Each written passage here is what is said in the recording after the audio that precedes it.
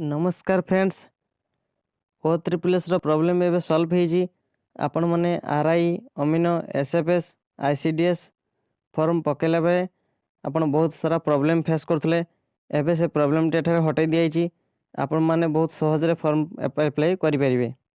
तो देखंतु आपण को এই ऑफिशियल वेबसाइट रे नोटिफिकेशन आस्तला संध्या 6 रु सकाळ 11टा भितर आपण माने अप्लाई करिवे। एबे आपण এই असुविधार सम्मुखीन हेबा नहीं।